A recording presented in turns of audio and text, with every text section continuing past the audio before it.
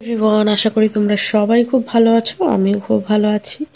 তো আজকে যে বিষয়টা নিয়ে আলোচনা করব সেটা হচ্ছে আমাদের পিরিয়ড না হওয়া বা আমাদের এই যে ডেইলি লাইফের আমরা যে সমস্যায় ভুগছি, আমাদের মাসে মাসে ঋতুস্রাব হচ্ছে না বা মাসে মাসে মাসিকটা হচ্ছে না, সেটা 2 মাস 3 মাস 4 মাস মিস হয়ে যাচ্ছে, কারোর আবার থাইরয়েড হয়েছে, কারোর আবার সিস্ট হয়ে গেছে। এই যে আমাদের হরমোনটা ইমব্যালেন্স হয়ে গেছে, তার পিছনে ঘুম কত বড় কারণ।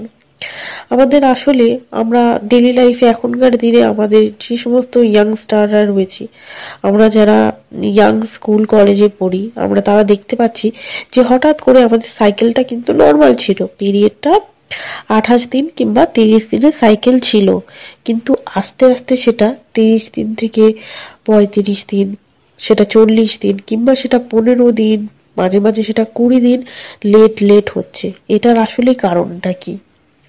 এই যে বারবার পিরিয়ডটা পিছিয়ে যাচ্ছে, 15-20 দিন পর পর হচ্ছে, এটা কিন্তু আমাদের সংকেত দিচ্ছে যে আমাদের শরীরের হরমোনটা ইমব্যালেন্স আছে। আমরা যদি ডক্টরের কাছে যাই, আমাদের হরমোনাল কিছু টেস্ট করাবে এবং আমাদের আল্ট্রাসাউন্ড করাবে। অনেক সময় কি হয়, হরমোনাল যখন টেস্ট করা হয়, যেমন প্রোল্যাক্টিন টেস্ট বা থাইরয়েড টেস্ট করা হয়, তখন আমরা জানতে পারি যে হয়তো প্রোল্যাক্টিনটা বেশি রয়েছে বা থাইরয়েডটা বেশি হয়ে গেছে, বা আমরা এটা জানতে পারি যে আমাদের সিস্ট হয়ে গেছে, যে কারণে কিন্তু আমাদের পিরিয়ডটা বন্ধ রয়েছে।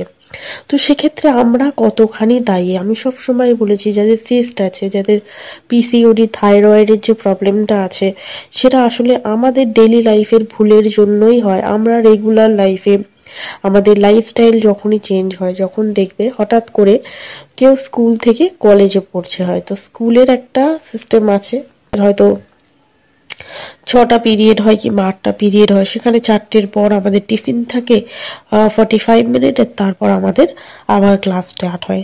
সেটা কি হয়, আমরা একটা প্রমিনেন্ট টাইমে খাবারটা খেতে পারি। এই যে টাইমে খাওয়া, সেটা কি হয়, যখন আমরা কলেজ লাইফে যাই আমাদের কিন্তু আর কোনো টাইমিং থাকে না।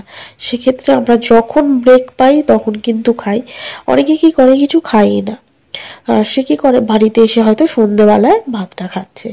তো তখন কি হয়, এই যে চেঞ্জেসটা, এই যে বড় একটা চেঞ্জ হয়ে গেল, বডি কিন্তু অন্যভাবে একটা অ্যাডজাস্ট করে রেখেছে, বডির একটা রুটিন ছিল, সেটা কিন্তু পাল্টে গেছে। যে কারণে কি হয়, আমরা যখনই এই যে হঠাৎ করে পাল্টে যাওয়াটা, তার জন্য কিন্তু আমাদের হরমোনটা ইমব্যালেন্স হয়ে যায়।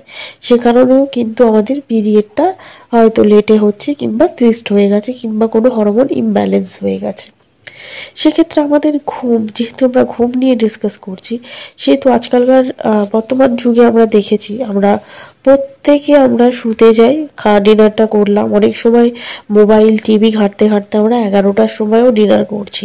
সেটা কিন্তু একেবারেই উচিত না। আমাদের ডেলি লাইফের রুটিন হিসেবে আমাদের যেটা দরকার সেটা হচ্ছে মিনিমাম 7টার সময় কিংবা 9টার সময় আমরা ডিনারটা করে নেব, 10টার মধ্যে আমরা শুয়ে পড়ব, সকাল 6টায় আমরা ঘুম থেকে উঠবো। এটা কিন্তু রুটিন আমরা যখন স্কুল লাইফে পড়তাম। আমরা যখন বড় হচ্ছি, তার সাথে সাথে আমরা কি করছি, মোবাইল ঘাঁটা শিখছি, আমরা টিভি ঘাঁটতে শিখেছি। তো সে কারণে আমরা কি করি, টিভি দেখছি, দেখতে দেখতে 11টা 11:30 বেজে গেছে, কিংবা যেটা এখন সবাইকার এখন এডিকশন, যেমন মোবাইল ঘাঁটা।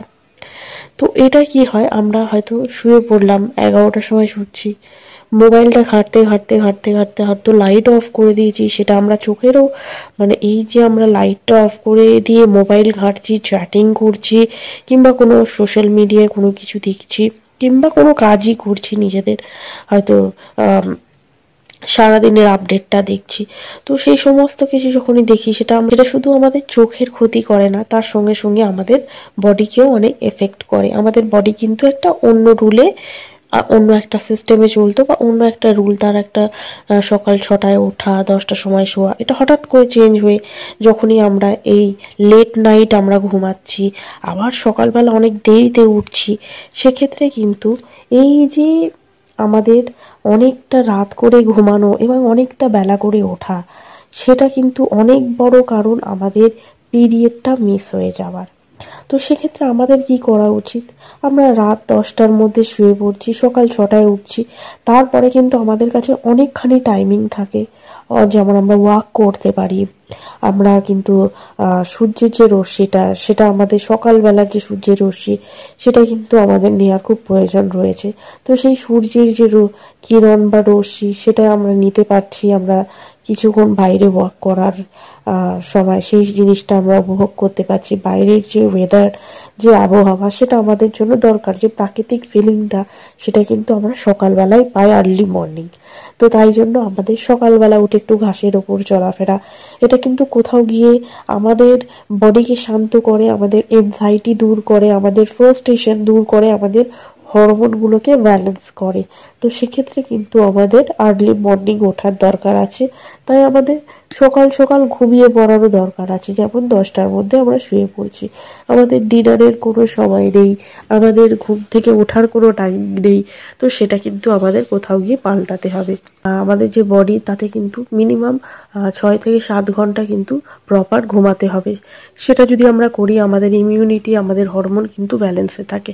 তবে শোয়ার টাইমিংটা কিন্তু অনেকখানি ইম্পর্টেন্ট।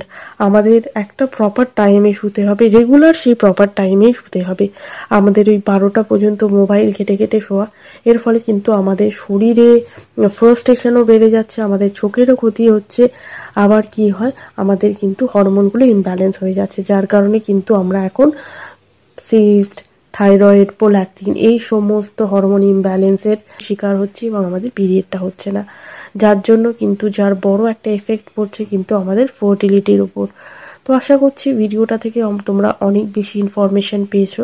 আশা করছি ভিডিওটা তোমাদের ভালো লেগেছে। নিজেদের লাইফস্টাইলটা একটু চেঞ্জ করো।